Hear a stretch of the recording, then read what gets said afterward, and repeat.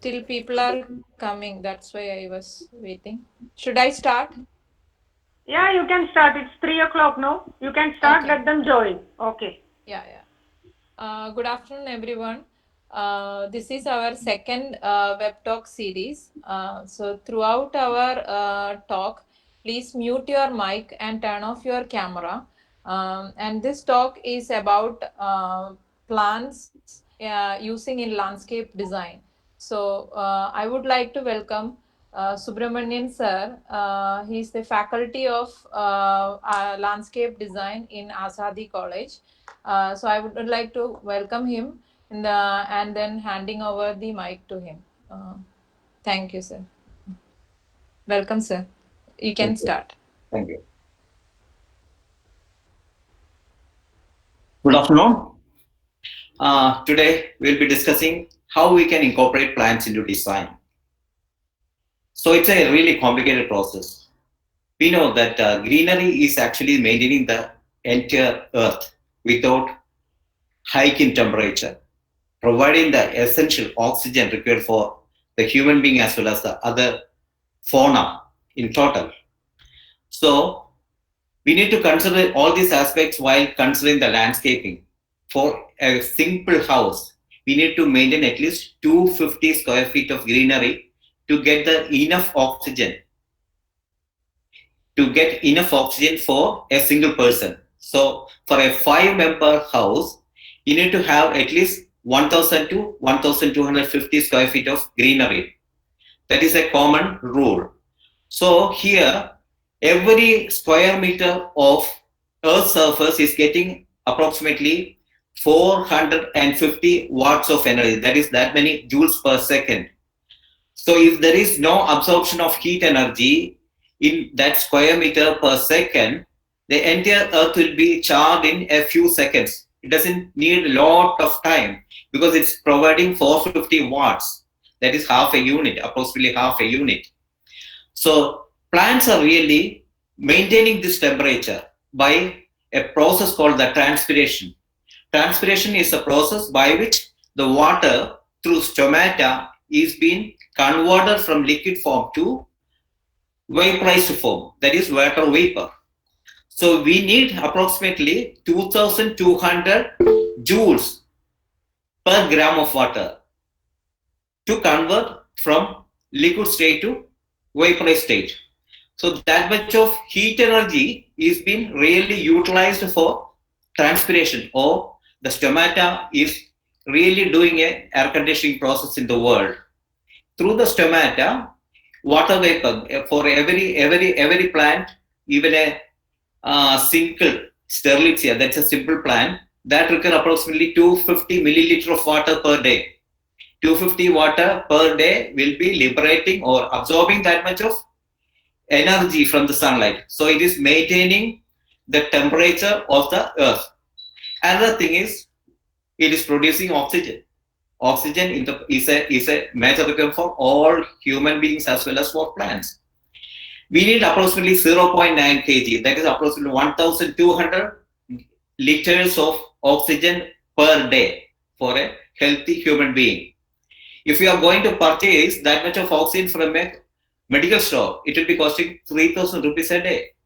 So the plants are really providing all this oxygen by photosynthesis process. But the photosynthesis efficiency is only 6 to 8% for normal monocots and dicots.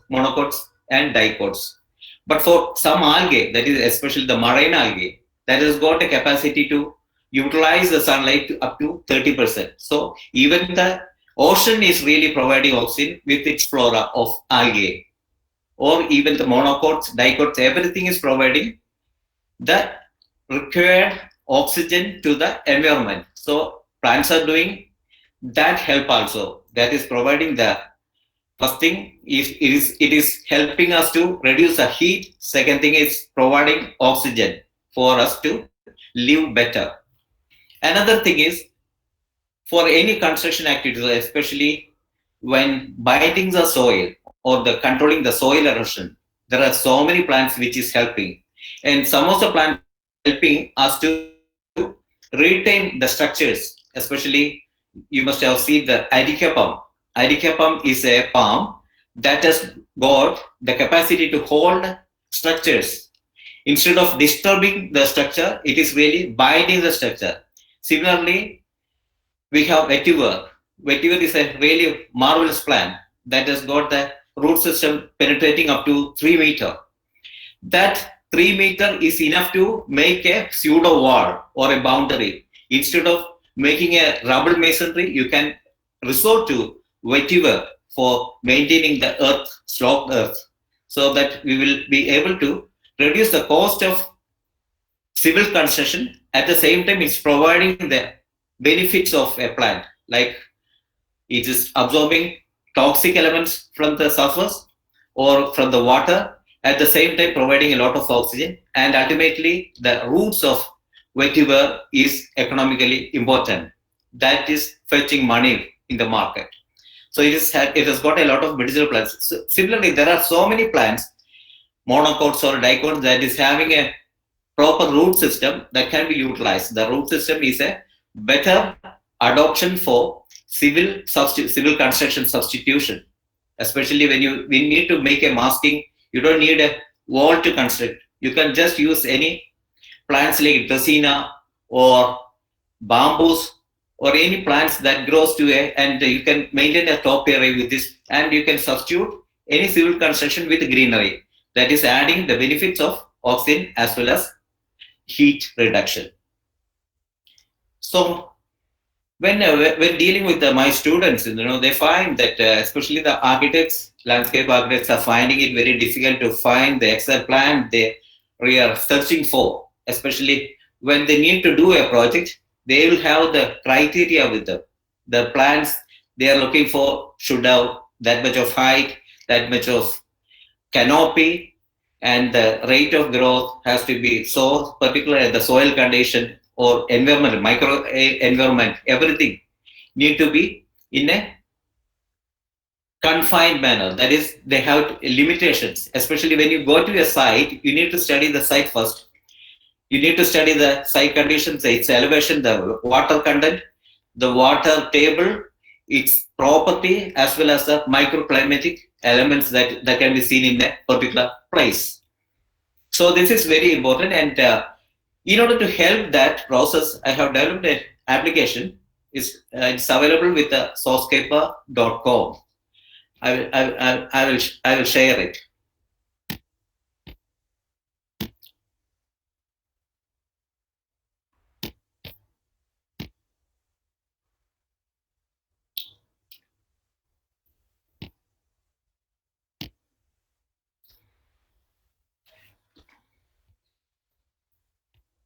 This is a sourcecaper.com front page. It's an app developed by me, and you'll get a free version for students as well as for practicing professionals.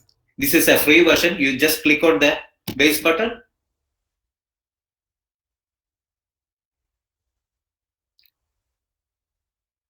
You'll get a list of plants, and you can scroll it and see.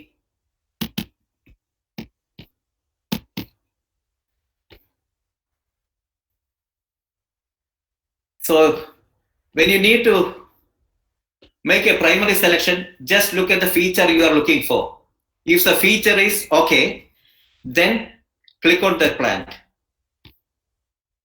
You have different photos of the plant as well as the classification, whether it is a dicot, monocot, what is the height that can be achieved by this plant, the trunk diameter, the plant canopy in meter, canopy shape, leaf type, leaf color, flower inflorescence, what is the type of flower or inflorescence, flower color, fruit peculiarity, root type, habitat of the plant, whether it's a shrub, herb or tree or something like that, whether it is an annual or perennial or biennial, water requirement, whether it's a xerophytic plant or a hydrophilic plant or a neutral plant, because the xerophytic plants cannot be grown along with the hydrophilic plants.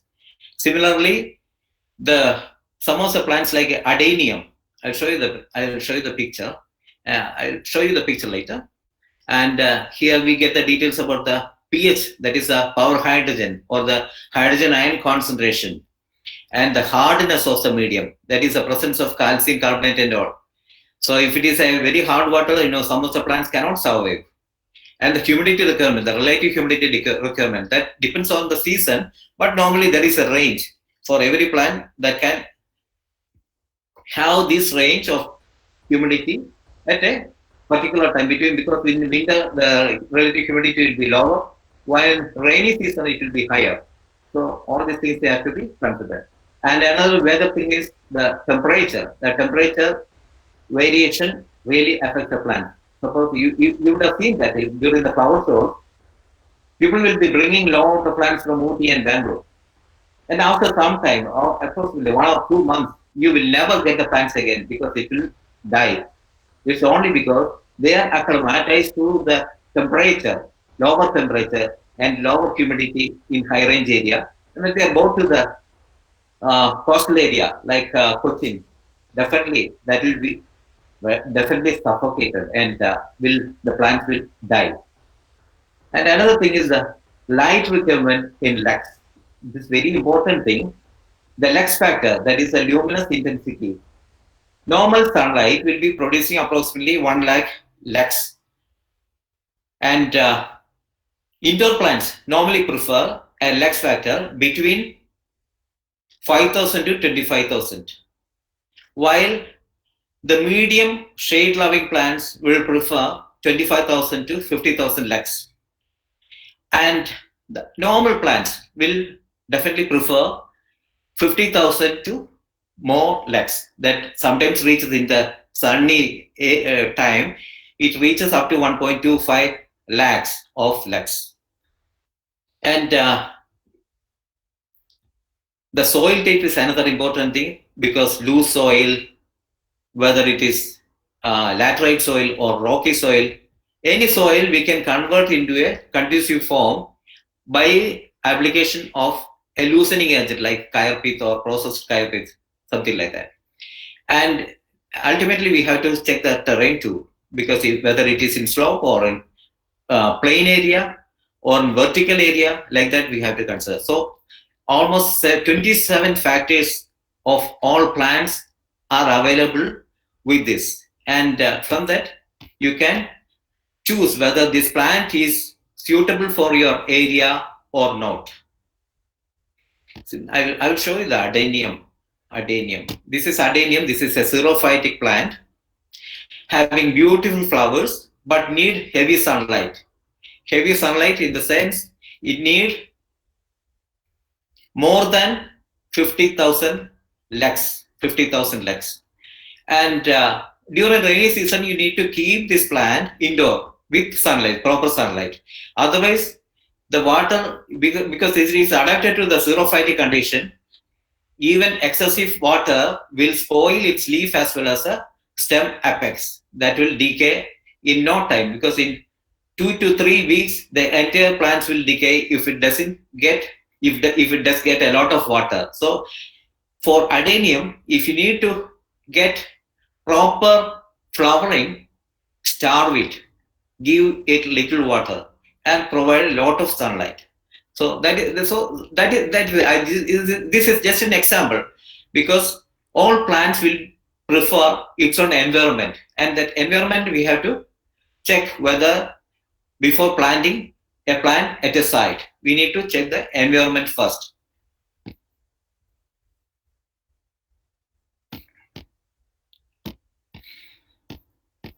Similarly, we have in this database we have about more than 650 plants that can be suitable for tropical landscaping, and some of the plants I have included in that can grow in the temperate regions too. This is a Thaladium. This is an indoor plant.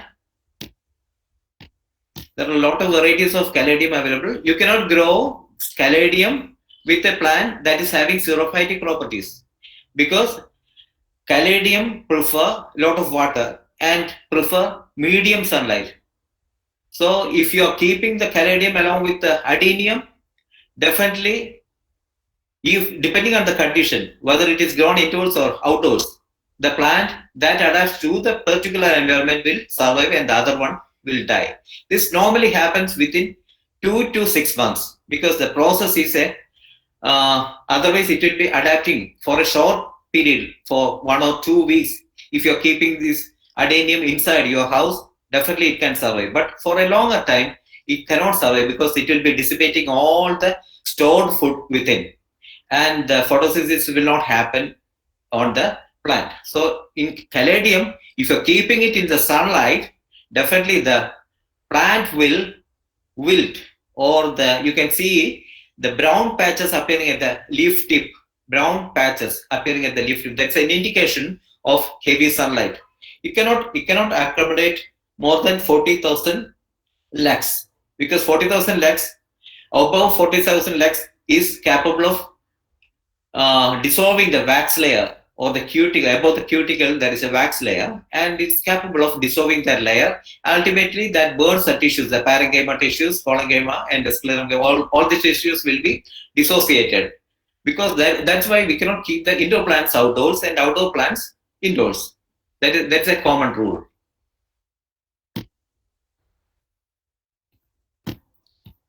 While making a selection, first check whether the plant you are looking for has the feature. Suppose you need an equisetum. This equisetum, you can see from the medium water hardness, it can tolerate medium hardness. The temperature 25 to 40 degrees Celsius. Need heavy sunlight, you cannot plant indoors, and need clay soil and plain terrain, not in a slope, because equisetum has a small tuft of root.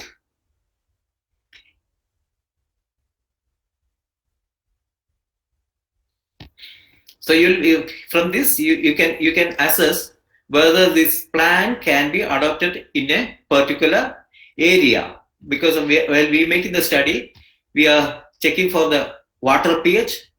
Water requirement is high because it's a hydrophilic plant. It's a hydrophilic plant, water loving plant.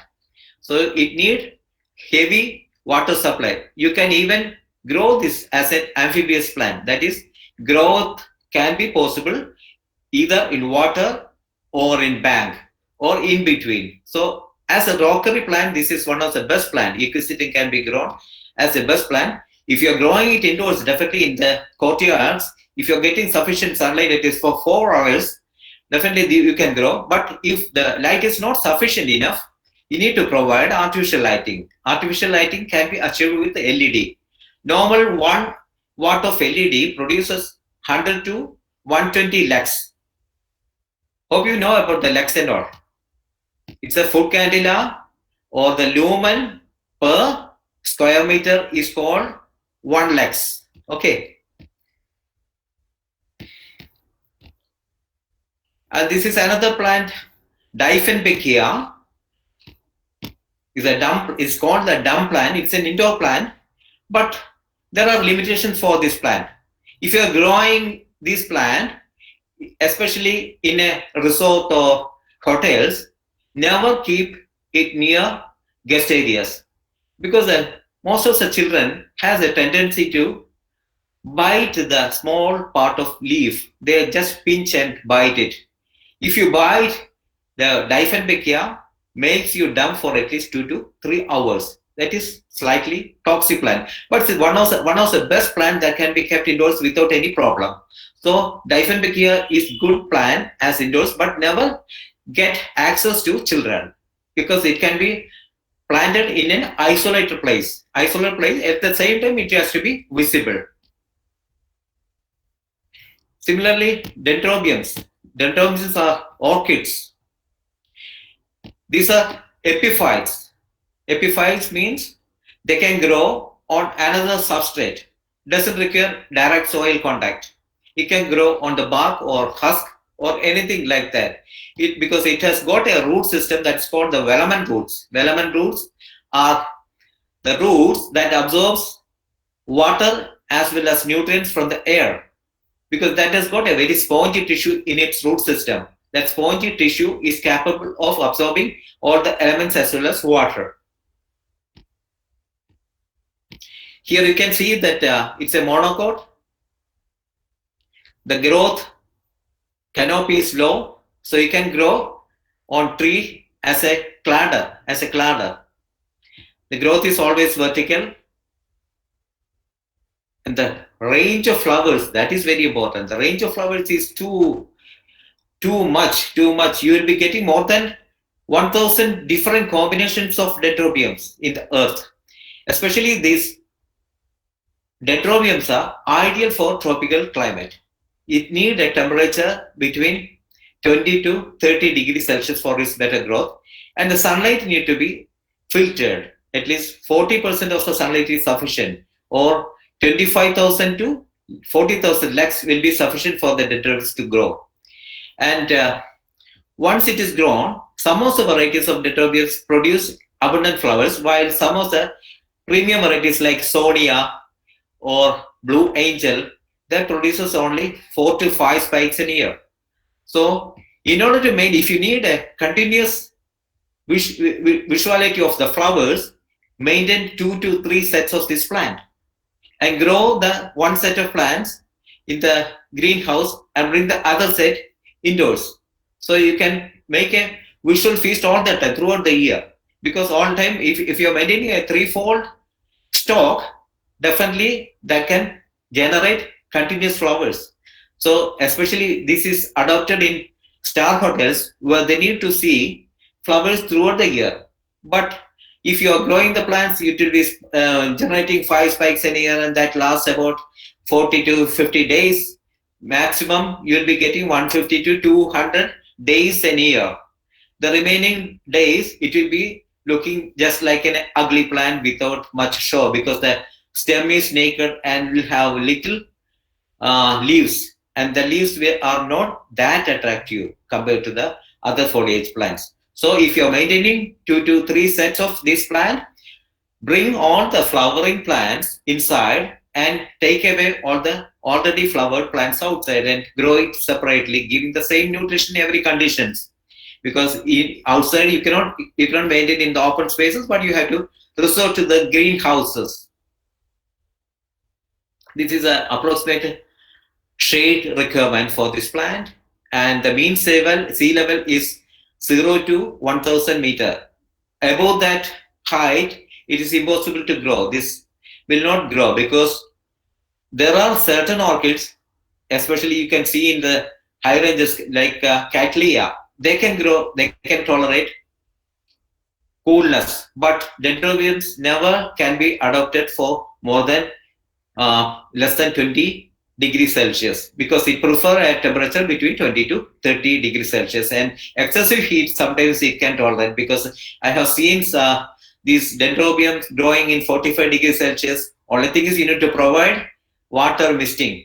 Water misting can reduce the environment, like reducing the temperature, just as I have mentioned in the latent heat of vaporization process. It's the same thing happening if you are applying water vapor in the surroundings. That produces less heat and will make a conducive environment for these orchids.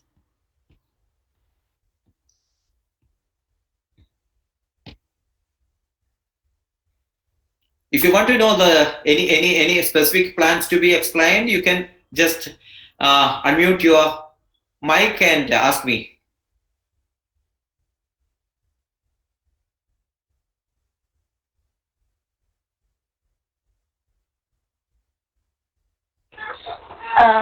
I would like to know more about Rapis excelsa and Dracaena, tricolor and bicolor. Okay. Rapis excelsa is one of the best plant. You'll get, whether you can grow it indoors or outdoors. This is a very problem-less plant. You need less maintenance, less leaf shedding. And there are 2 varieties of Rapis excelsa. One can be grown purely indoors and the other one purely in the exterior.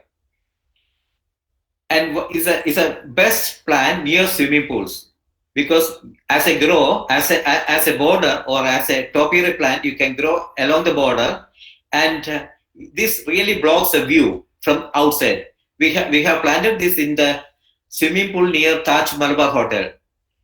Otherwise, they don't adopt a normal wall, but instead of normal wall, we have planted this Raphis excelsa, and that makes a complete screening of the swimming pool from the portico area. That is one of the important thing. Another thing, this need moderate water. Raphis excelsa need moderate water, but the growth rate is comparatively low. Comparatively low in the sense, in an year, the maximum height that can be achieved will be approximately 1 to 2 feet, never more than that. Another thing is it grows its suckers from the base. That suckers act as another expansion of the plant. Expansion of the plant makes you can cut the saplings from the mother plant and plant it in separate planters during the rainy season, because need a lot of humidity for this plant to establish. Never attempt this process in summer. Another thing is it doesn't require much manure. You need to apply only little bit of nitrogen for this plant, because even if you feed the excessive nitrogen, this plant cannot absorb it because its growth rate is low. Another, when I am thinking about the growth rate of the plant, we need to consider the bamboo. Bamboo is one of the fastest growing plant on earth, and as the growth rate increases, naturally the photosynthesis activity will increase and oxygen production will be higher. So when you are selecting some plant, especially an indoor plant, try to incorporate more fast growing plants rather than slow growing plants, because the fast growing plants will generate more oxygen. And this Raphis palm can be grown in the bedrooms, provided you can provide ample lighting. Approximately 80 watts of energy is required for getting proper photosynthesis. 80 watts will produce approximately 10,000 to 8,000 to 10,000 lux. That will be sufficient for the indoor variety of Raphis palm. And only thing is, if you are growing it indoors, and when you are using the AC, that is the split AC, definitely there is no ventilation. So if you are using the split AC, you need to provide this Raphis palm in a corner with proper lighting during the night, and never allow that light to enter your bed area, because it produces continuous energy using the light. Because in a closed room like a split AC room, there cannot be a provision for oxygen supply, because no oxygen supply will be possible with a split AC. But the old window AC is really better in this reason, because that has got a ventilate provision. Nowadays most of the houses doesn't have this window AC option, and you'll be using split AC. And for split AC, definitely it is better to have a few plants, at least 2 or 3 Raphis palm, or at least some of the aglonema plants, some plants like that, indoor plants, and provide them lighting in a specific container, and that can be opened during daytime to see the properties of the plant. But during night time, you have to isolate it, and provide proper lighting so that oxygen will be available. Subramanian sir, this is Krishnama. Yes, sir. Yeah. Can I ask one question? Actually, I have seen 2 types of Raphis. One is the dwarf variety, which you have already mentioned. The other one is very tall, like Yes. it is 1.8 meters high. Yes, sir. There is external variety. External variety normally will be having a higher growth rate compared to the internal variety, and that can grow even 20 feet, up to 20 feet, because we have planted in the courtyard area or in the places like that. You can make a better wall with the Raphis. The only thing is there is a issue with this plant. The base level will be exposed, because once it has got the clumps at the top side, the base will be visible. The base has to be hidden with some plants like adenium. Adenium is a dancing girl. I'll check whether adenium is here. Sir, there is a question from Eldo Elias in the chat box. Okay.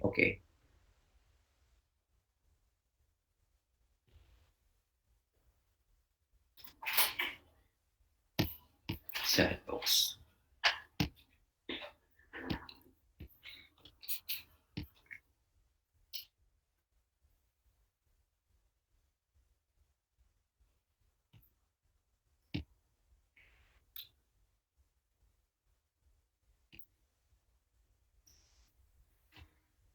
It's a screen behind it.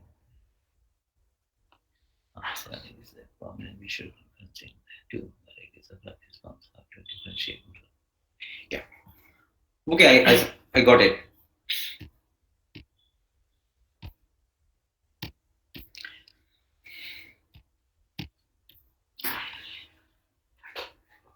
The leaf size of the outdoor variety will be longer and will be deep green in color, while the indoor variety will be having lesser intensity of greenery, and the leaf size is also small. So we have to check whether it is being grown in the nursery, in the outside or inside. If it is outside, you can see that height of the plant normally is bigger, but the indoor variety will be having a clumpy growth. You cannot see the base, while the outdoor variety you can see the base. That is a primary screening method. And definitely the outdoor variety is much better compared to the indoor variety, because the outdoor variety will be having a better growth rate as well as more canopy, and there is a chance for developing new sucklings from the base compared to the indoor variety, because as the growth rate is high, that will be definitely producing more oxygen and everything is capable, because I prefer the outdoor varieties compared to the indoor, but definitely we will have to depend on the indoor varieties, because that is one of the safest plant we can use ever. Rafis palm is one of the safest plant we can use for landscaping purpose. And I have another pending question is that the royal palm. Royal palm is a palm that is having a moderately higher growth rate. Moderately higher growth rate in the sense that planting distance has to be at least 10 feet in between, and you can make proper lighting, and especially this is a better poolside plant or avenue plant. Doesn't require much maintenance, and the stem, only thing is you need to clean the apex of the stem once in 6 months, because leaf has a tendency to stick on even if it is wilt. So we need to maintain proper beauty. Otherwise, the beauty will be lost by wilt leaf or the broken leaves. And another tendency that some of the plants will be infected. In such cases, definitely the rhinoceros beetle will affect this plant and sometimes kill the entire plant. We will never know the appearance of rhinoceros until the leaf you notice as damaged. So every 6 months, it is better to provide some repellent mahua or a neem cake application for this plant. Otherwise, especially in the guest areas, when that will be easily noticed. So these are the precautions you have to take while maintaining the royal palm. And royal palm doesn't require much water, but prefer a loose soil or sandy soil rather than a laterite soil, because the lateral soil, it has got less penetration. And another important thing is it will never disturb other flora around it. So you can grow this royal palm along with any plants. It never disturb. Only thing is it may affect the pavings. to some extent. Only thing it may take about 15 to 20 years when it start to slowly penetrate into the nearby areas. So near paving, it is better to make an offset of at least 1 meter from the paving area. So in that case, this is one of the safest plant and you can grow it better. In 5 to 10 years, it really reaches to the required height and feature. So it's one of the nice plant that you can grow around the lawn area or a walkway or in a promenade or any places of that kind.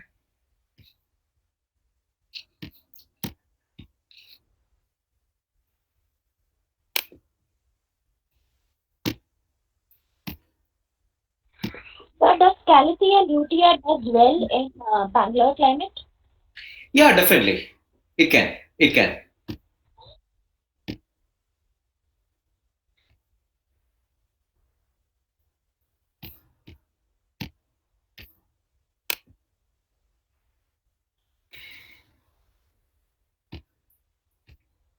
Any other questions?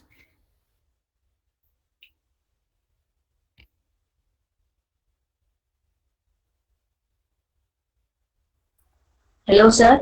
Yeah. So this is the best grass variety which we can use in the gardens, especially where there is shade. Oh, for its shape. നമുക്ക് ഇവിടെ shade ഉള്ളിടത്ത് Oh, shade in the shady area. shade area. You're looking for the lawn grass.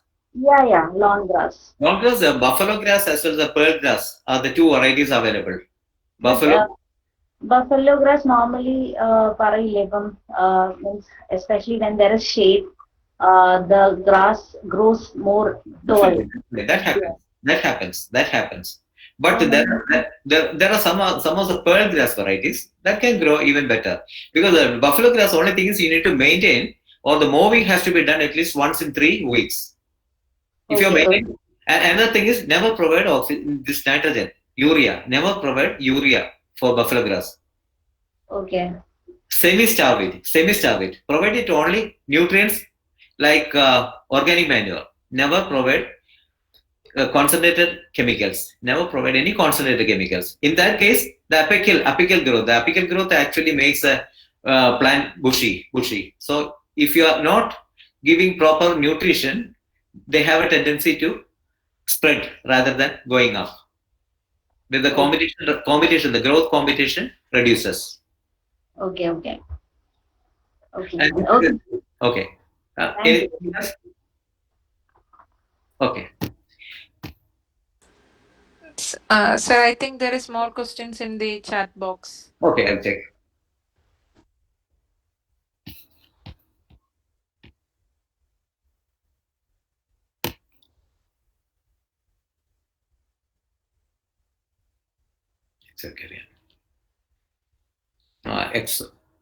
Okay, Preeti Jacob, you have asked about the exocarya. Exocarya will definitely grow, but it has got a problem because if you are providing excessive water, exocarya will shed its leaves and provide proper sunlight. Exocarya require a lot of sunlight. Normally, there is a tendency it can be grown as an indoor plant. That is a misbelief, and it has to get better sunlight for its exhibition of features. And Coffea is a small plant that can be grown for topiary purpose. Coffea has purple as well as white flowers and need very little maintenance. Very little maintenance means doesn't require much water, much manure or anything like that. Only thing is it takes about 1 to 2 years to achieve the size we are looking for. Because if you need to do a proper topiary, it may take about 2 years for that to achieve the size, at least 1 to 2 feet in height and the width of about another 1 foot. So Coffea is good as a topiary plant, but it's now out of fashion. There are so many other plants like Ophiopogon or any plants. Even Philanthus is even better. Philanthus has a fast growth.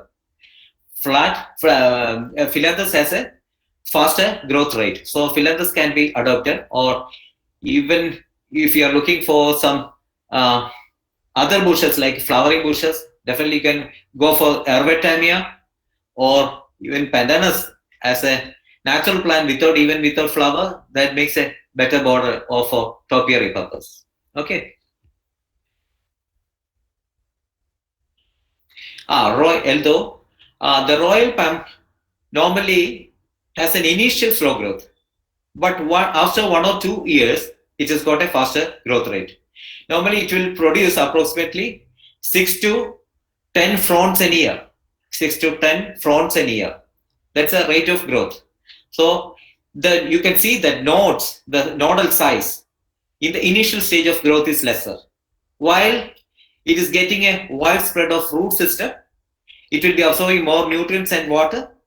Definitely that increases the girth of the plant. At the same time, the nodal size also increases. So it's even if it is in the initial stage, it will be having a lesser growth rate, but will be having a higher growth rate at the later stage. So definitely in 5 to 10 years, definitely you can achieve the required size of the plant. Okay.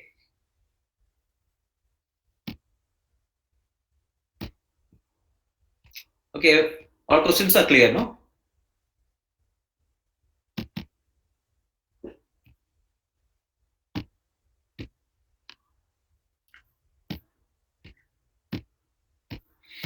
So coming back to Ophiopogon, that's a ribbon grass, is a plant I prefer a lot for my landscape activities, because once you have planted this Ophiopogon, you can forget the place. You don't have to even water because this can tolerate a hard summertime for more than 1 to 2 months. Some days it may wilt a little bit, but after the rain, will come up with the same feature.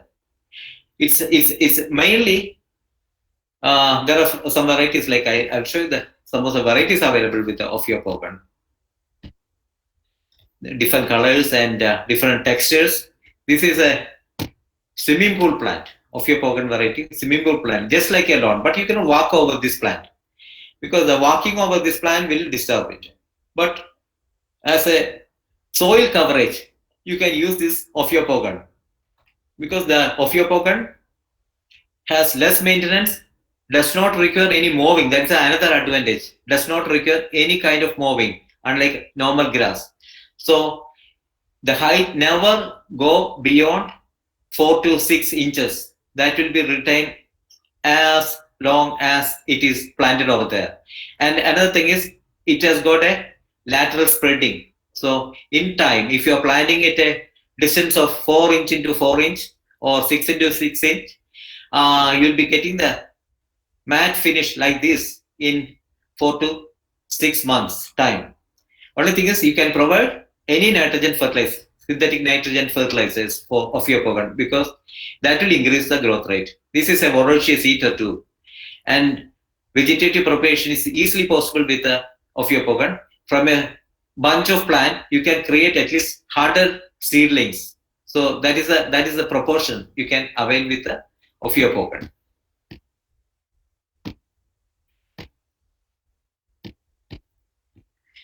Another very important plants I have to mention is fern, that is Nephrolepis.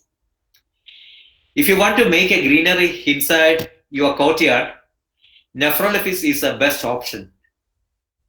This, just like other plant, as a wild plants, look like a wild plant, and the people living in the town will be finding it as a attractive plant, while the people in the countryside will neglect it as a weed, or they say in Kochi Bhashale, pochanori. And there is a tendency that they will be throwing it away. So Nephrolepis can be easily grown and require less than 15,000 lux. You can grow the clump and produces enough oxygen, at least in the courtyard space itself. It can carry an oxygen production of approximately 100 to 200 gram if you are filling it in 100 square feet area. So that is possible with the Nephrolophis, unlike other ferns, because Nephrolophis is one of the very fast growing fern, and is the leaf itself is very attractive.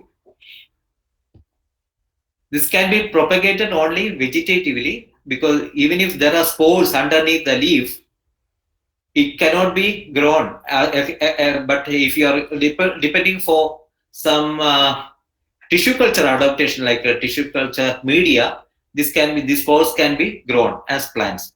But normally vegetative propagation is possible. It's the easiest way. And here the Nephrolophis is having, from my webpage, you can go to the link that is attached that leads to the Wikipedia. So if you're tapping the Wikipedia link, you'll be getting all the information about the plant, because the information we are getting here is only 27. And if you need to get the varieties of the plants that is having the same name or different other peculiarities of this plant, you will be getting from Wikipedia. This link is helpful in that matter. So you try while doing this. Okay.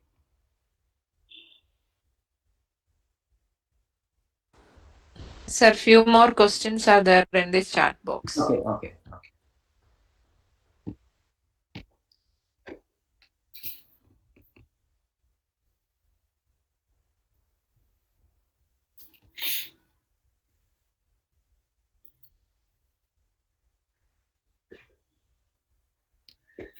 Yeah. Pallavi, there are so many shrub species which are fast growing and evergreen. The first thing is Pisonia alba. Any varieties of euphorbia which require very less maintenance, and some of them are really fast growing. And Muria exotica is a shrub or a small tree that is fast growing, at the same time that give fragrant flowers. Another Dracaena varieties, almost all Dracaena varieties can be grown. They are shrubs having secondary growth. Secondary growth means, just like the dicots, it has got a special tissue adaptation. They can grow its girth, because most of the monocots doesn't have the secondary growth. Secondary growth is a process by which annual rings are found in the dicots. But in monocots, you cannot see the annual rings. But similar to the dicots, this Dracaena can have the annual rings, or it is even if it is not that evident, it can be still seen. Well, the Dracaena is the plant that is having the secondary growth, and that can be grown as a bush. Especially in the countryside area, you can grow it. Some of the varieties are hydrophilic, and they can grow it much faster than any other plant. And for more requirements, you can WhatsApp me so that I can answer. Okay. Can you search the creepers from some indoor and outdoor plants? The best creepers we can grow in the outdoors are, in my opinion, Thumbergia is the best plant. Thumbergia has got purple as well as white flowers, and Ipomea is another variety, but Thumbergia is even stronger compared to the Ipomea. And indoor varieties, we have lesser limitations, because you will not get normally any indoor plants that gives a beautiful flower. But indoors, you can grow some of the orchids in a special structure. So it acts as a creeper-like appearance, especially when you can grow the dendrobiums or some of the indoor in this vertical garden. You can grow some plants in the vertical garden. Otherwise, Synapses is one of the best plants that can be grown indoors. Synapses or the money plant.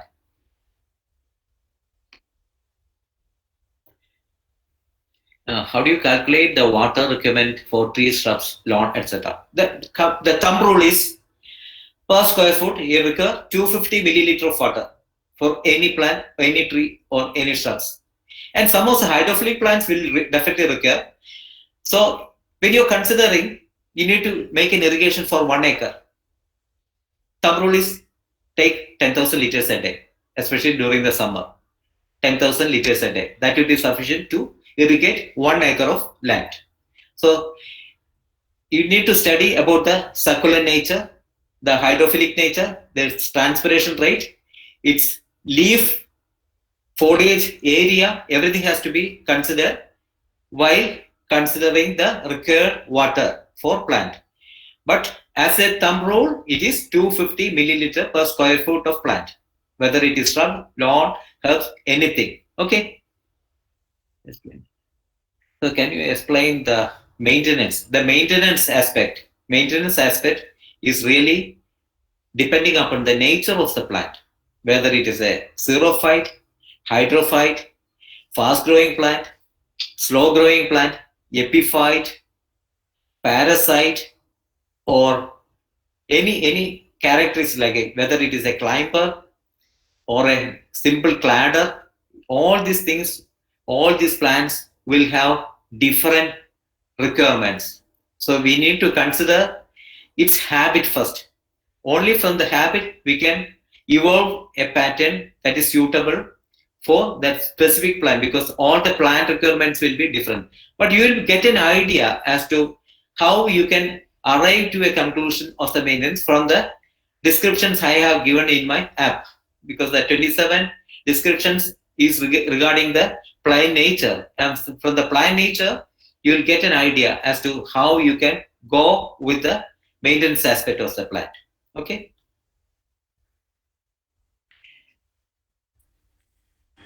Good afternoon. Good afternoon. It's Venkat from the UK. Had a question. Thank you very much for the session. Much appreciated. The question is, talking about maintenance, are there any technologies that are readily available, in the state of Kerala, in order to automate watering to a certain extent? And I understand that obviously plants have different requirements. So are there any technologies that can be used at a residential level in order to automate the watering of the plants? The reason why I'm asking this is because the coronavirus situation that has been going on has left a lot of us locked out of the houses and people not being able to, work. So is there anything that's available or is coming up? Yeah, nice. A nice question. And there is a system, auto irrigation system available that is imported from Mexico. And only thing is, you need to choose the discharge level of drippers, discharge level, because the discharge level you can control from 0.25 liter to 8 liter an hour. Depending on the plant, you need to adjust a dripper, because using a pressure of 2 bar, each depending upon the nature of the dripper will be releasing 250 milliliter or 8 liter per hour. So in that way, you can adjust the discharge of water and protect the water from overwatering or underwatering. That's the easiest way. And this actually is a very cheap machine. It will be costing less than 10,000 rupees. The module, everything. Only thing is you need to maintain a continuous pressure. And if you are living in a lockdown place, definitely you need to have a additional camera, because we are not sure whether it is working or not working in a specific condition, because sometimes this lighting may affect this machine. In that case, it will be damaged. In that case, we need to know whether it is working properly or not properly.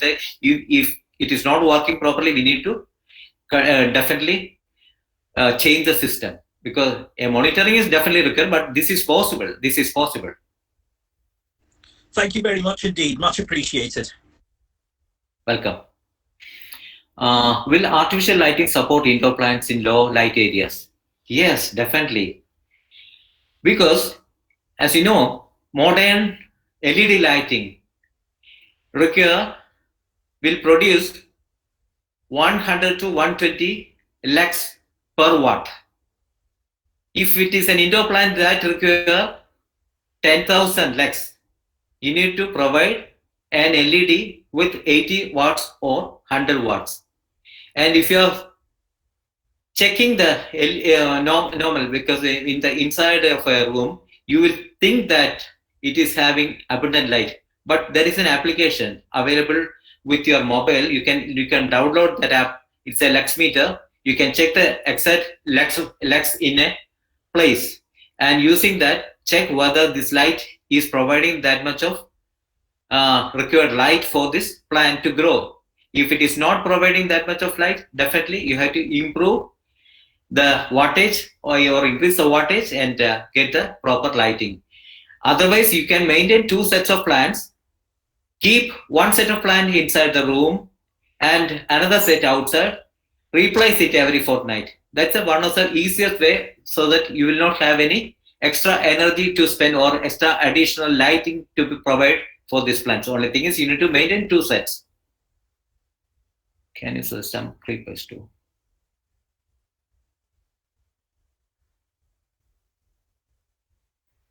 Lately,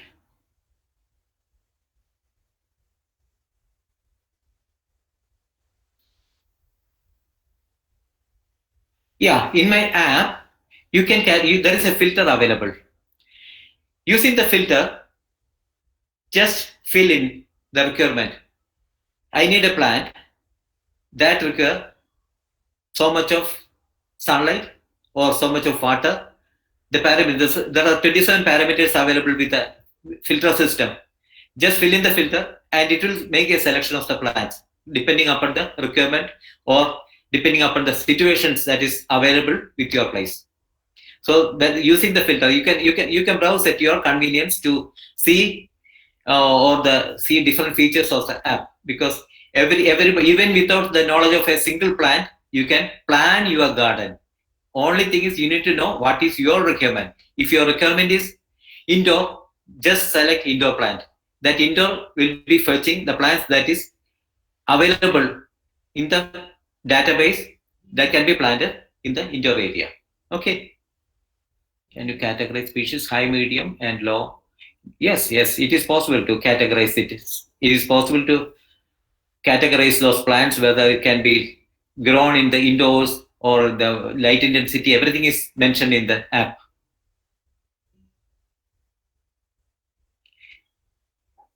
Special tall and big plants. Special tall and big plants. Most of the conifers, when you're looking for some plants that is fast growing, like Shoria robusta or Orchidaria, all this plant can be, but there are limitations for faster growing plants, because the faster growing plants will have a tendency to have less mechanical strength, because every plant is really maintaining an engineering system, the cantilever system. So the branches are really maintained through cantilever. So if you are having a fast growth rate plant, like having less sclerenchyma tissues, because the sclerenchyma tissues are providing the mechanical strength. They are actually acting as the iron rods or the steel rods in a concrete. The sclerenchyma tissues act as a steel rods. So if you are having a weaker steel rod, definitely the structure will fall or break even with a mild twist of wind. But if you are having a slow growth plant, you'll be having a stronger sclerenchyma tissues and they are less prone to wind. So especially when near the building area, never try to plant fast growing plants. Plant only slow growing plants, but having the better attractive feature. If you can categorize species high, medium, and low, appreciate varieties of indoor plants which requires less sunlight. Varieties of indoor plants which requires less sunlight and water, you can find from the application itself. Any more questions?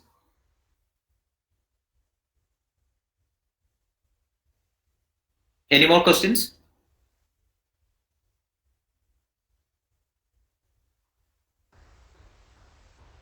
Hello, sir. Pallavi here again. So I'm working on a project. It's in Bangalore. Okay. So the requirement is that he wants to have a forest setting, and he don't want to spend much money on the execution. As in, he wants the plants which are hardy and which gives the tropical look. At the same time, he doesn't want to have much money invested. So he was more looking into the edible species also, which requires less water, so that water would not be an issue. And Okay. he also wants to have a water body which kinds of filters the used water from the house, and he wants to plant a small aquatic plants also. So can you Okay. suggest me Yeah. some species which we should have to have the forest kind of a Or character? possibly in Bangalore. Okay. The best plant is cypress, and ecosystem definitely is possible. A lot of varieties of bamboos. If you are using the wastewater, bamboos are the best absorbers. And you must have heard about the Sterlitzia or Heliconia. All these plants, Sterlitzia and Heliconia. Okay. Don't you think Sterlitzia and Heliconias, they don't do well in under sun, so it requires shade. And the client, he doesn't have plants, no, the trees which are there within his site, and it's a half-acre site plot, so Okay. everything has to be done right from the scratch. Okay. So What is the stage of the project? Is it in the incipient stage or is going on already? no, it's not going on. It is just at a initiation. I mean, the concept is being given. The now it is the execution, and Okay. right now it's a monsoon season. So he was like, Yeah. we should start planting now. Yes, yes. Best thing is to start a nursery. Okay, Best thing is you have abundant cement sacks available. Fill it with 60% gravel, 30% coir processed coir and 10% with manure. okay, Avail small seedlings that cost about 10 to 25 rupees. okay, Grow it as a Miyawaki because the distance you need to maintain very short. From sack to sack, you need to maintain at least the maximum 1 foot. 1 foot will be sufficient. okay, Let it grow for 1 year. By the time it will be reaching about 6 feet. If you okay, are purchasing that 6 feet plant from the nursery, it will be costing approximately 500 to 1000 rupees. But yeah, you are doing the same thing with 15 to 25 rupees and using your own labor. Definitely labor is there, but you can use the other labors along with this because it doesn't require, if you can adopt for a natural automation or in irrigation and all things, you need to maintain it only once in 2 weeks. And the plants will be getting a price rise from 25 rupees to 500 rupees in 1 year. By the time your project will be in a position where you can make the planting. So this is the best way you can adopt. Whether you can grow for the fruit trees or any ornamental trees, any trees, for all trees, this is a common rule by which you can reduce the price by a lot much compared to the nursery purchase. This is okay, the okay. best. Okay, Thank you so much, sir. welcome.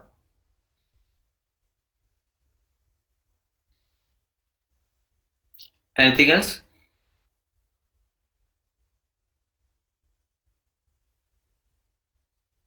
I think all your queries are over, or the time is also getting over, is it?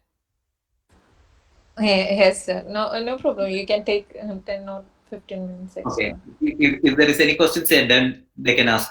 Or shall I conclude with some of the tips that you can adopt for landscaping purpose? Okay, I will do that. As a general rule, never plant competitive plants along with non-competitive plants. Like if it is a fast-growing plants like bamboo, never try to plant any mild plants like an indoor plant or even Mexican grass near bamboo because the bamboo definitely will kill this grass as it is a voracious eater. And similarly, some plants very tender in nature like aglaonema or the begonias. All these plants cannot grow along with bamboos. While doing a bamboo border, it's better to dig a border and place some sheets, whether it is cement sheets or asbestos sheet or anything that reaches up to 1 meter depth. And the tip should not be visible because that will affect the visuality of the feature. So if it is inserted, the fibrous roots will never pass through the nearby area, thus will not compete with the plants that is associated with the bamboos.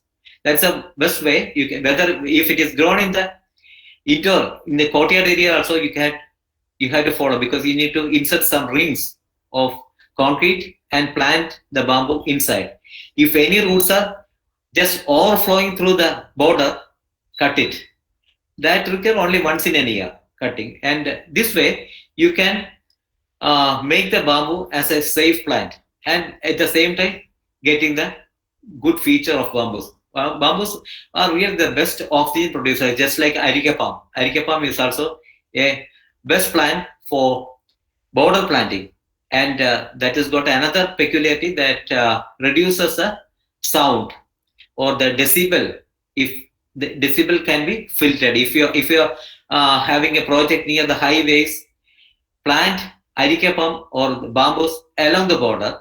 So if it is producing a decibel of 100 or 110, in the inside it will be reduced to about 30 to 40%. That you will be getting about 60 to 70 decibels. That way you can make it as a boundary wall and a acoustic proof wall rather than a concrete wall or brick wall. Okay.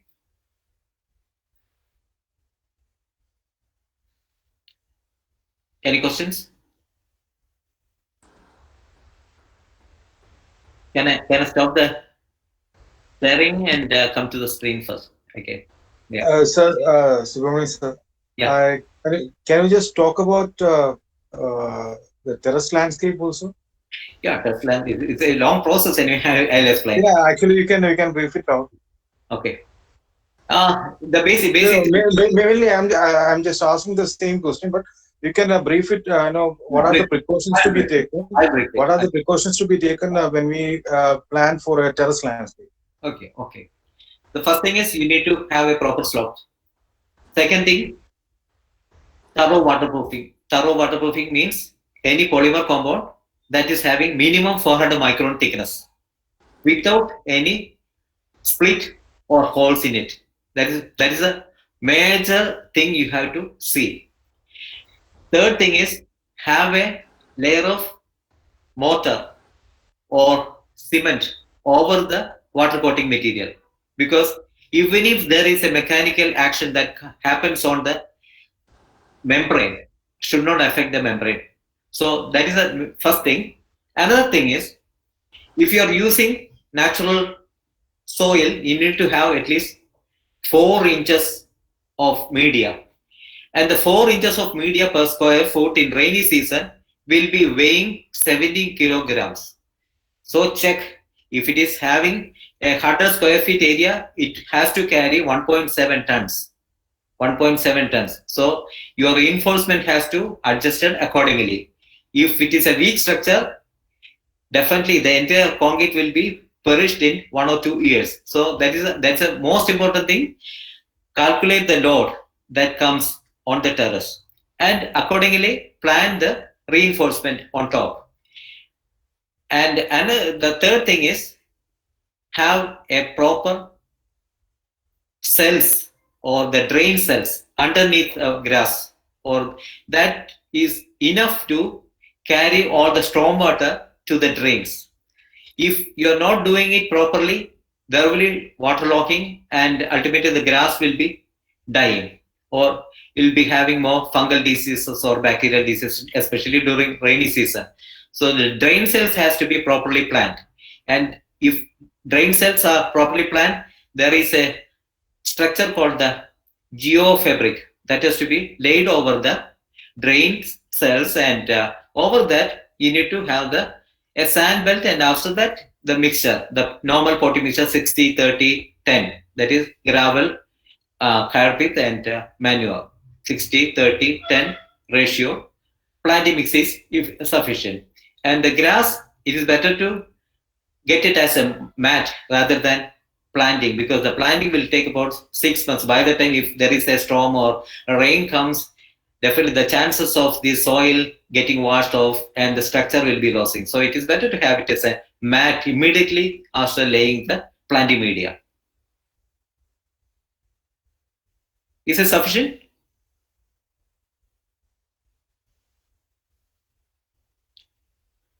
Hello, sir. Thank you, sir. I was just asking this specific question because a lot of students are here. That's why. Okay. Okay. Anything else?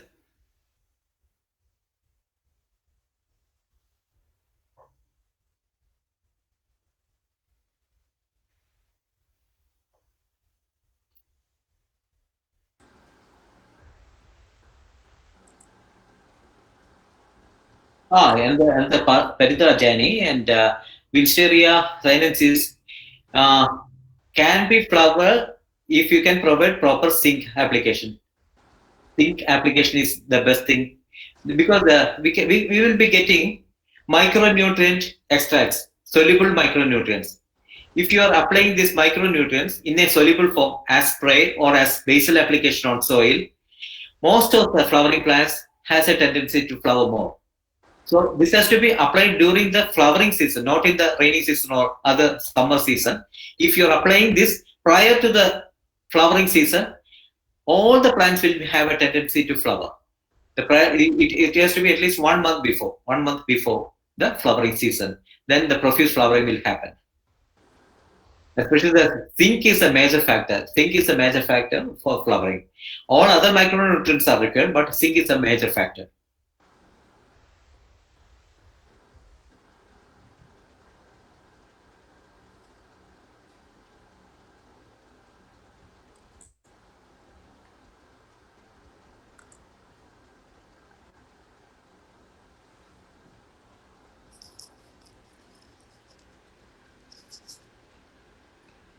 Is anybody else got any more questions? Otherwise, we can wind up this section for today. I have a question. Yeah. Yeah. I have a plot size of just a minute. Yeah, I have a plot size of 15 feet by 35 feet. Okay. Yeah, which is almost like a rectangle sized. Okay. And on the one part of it, there's a small shelter kind of space which has seating of 4 people, a dining table. Mm-hmm. And I was thinking of the census, I mean, the concept for it, so that I could design. Okay.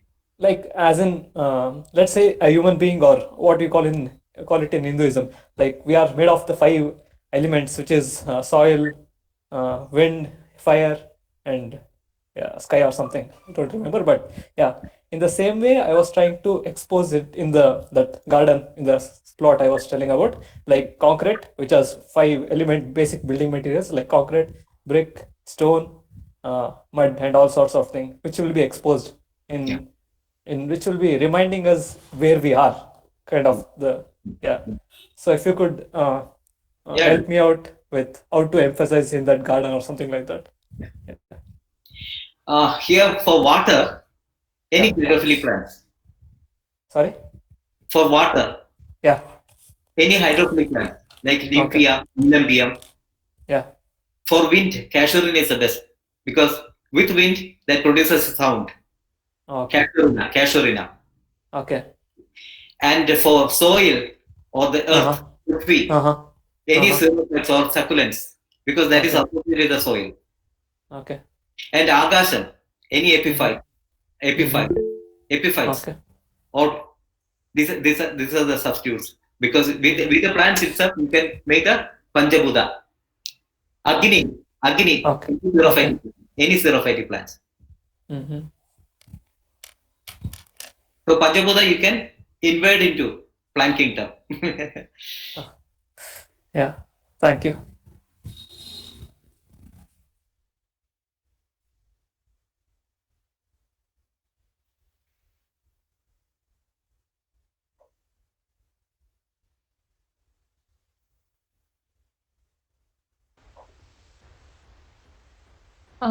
Dhoni ma'am, can we wind up this section for today? Yeah. Um, I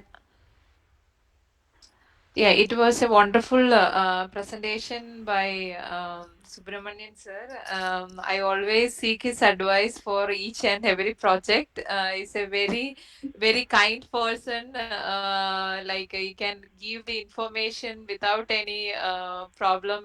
Whatever time, whenever you contact him, he will give the more.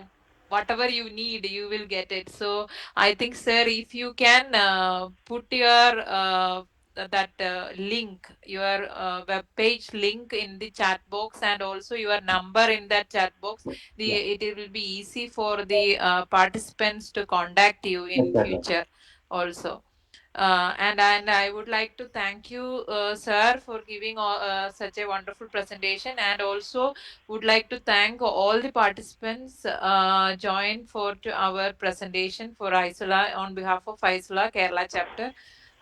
Thank you very much. Welcome. Hope you got the, Thank you. hope you got the link.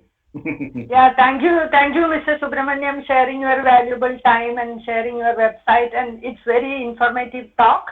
And of course, we would like to have some more meetings with you. Even the other meeting we conducted, that walk, it was also very good and very informative.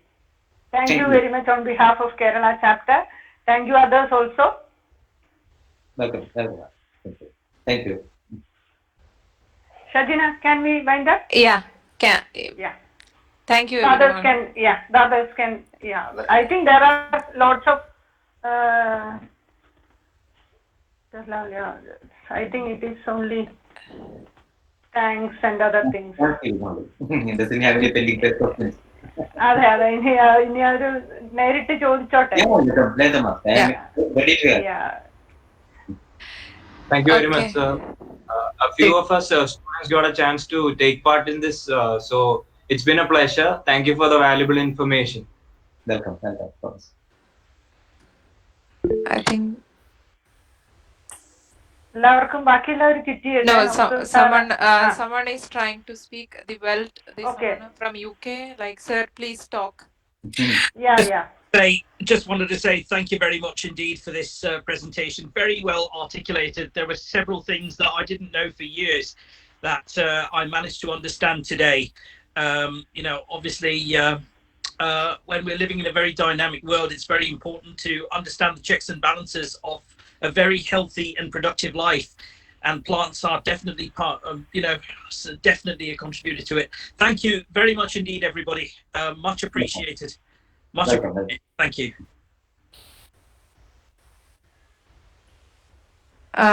Sir, I would like to know, like, where you are based from. Like the Welt, I can see only your name here, and Yeah. how do you get the link?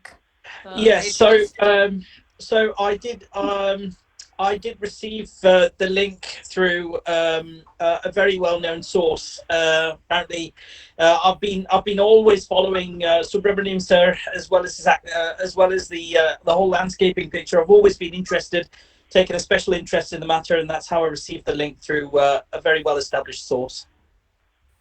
Okay.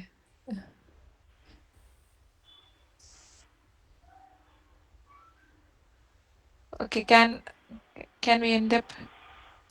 Yeah, Mr. Subramanian, can we have some workshop later on once the COVID situation is over?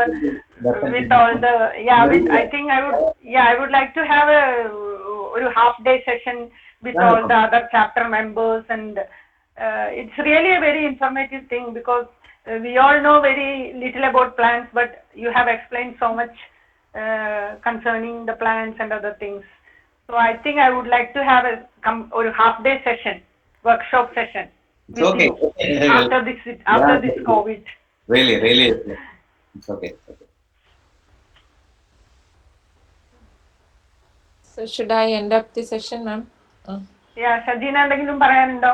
ബാക്കിയുള്ളവർ quit ചെയ്തോട്ടെ അല്ലേ? എന്നിട്ട് നമുക്ക് sir quit ചെയ്യുന്നതിന് മുമ്പ് No, it's fine. Like, I'm just going to end the meeting. Yeah, thank you.